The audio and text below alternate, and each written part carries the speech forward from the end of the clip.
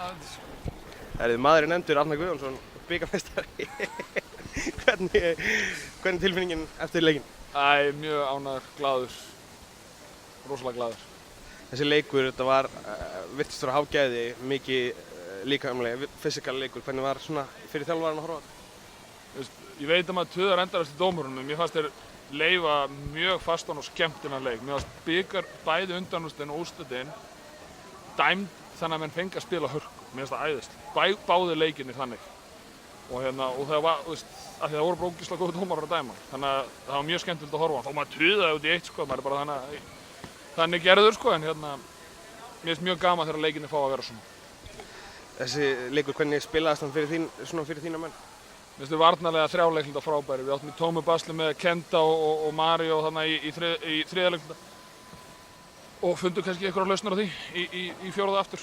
En fyrri hálfleikurinn og fjórði voru góðir varnarlega og það er kannski skópið þetta. Margir að tekja inn hjá þér en kannski svona unsung hero Ægir Þór Steinarsson í þessum leik. Hann er fínn í körfubolta, sko. Hann er hrikalega góður og fullt kredit á hann. Hann er langt frá því að vera heill heilsu. Langt frá því. Hann var bara kvalinn í gær á fimmtudaginn og kvalinn í dag og hjarta, kraftur í honum og kannski líka unsung heroes, allar að tala um þá.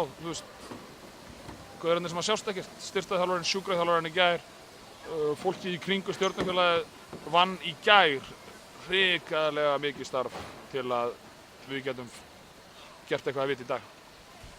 Brandon er með 30 stig slétt og þetta er væntanlega sem fékkst hann til að gera? Já, það er bara þannig. Hann er rosalega sterkur, góður karakter, góður körfuboltamaður og hann kom hingað til að vinna bikar Íslandsmeistaratitil og við stefnum á það. Hvað þýðir þetta fyrir svona? Þetta er náttúrulega þitt fyrsta tímabil á Íslandi sem aðalþjálfari og þú ert búinn að ná titli hérna strax. Þýðir þetta eitthvað fyrir þig sjálf?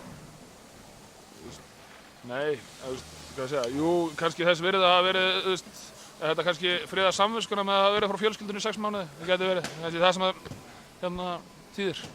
Núna verkefnið að koma fyrir alla bikarþingu? Já, nú er bara viku frí. Svona þannig nánast einhverju að fara í landsliðsverkefni, ég er að fara út, þeir hittast eitthvað að sprikla. Og svo er bara unnið í næsta markmiði sem er að við ætlum að vera Íslandsmeistarar. Eitthvað verið fagnað í kvöld? Það gæti verið.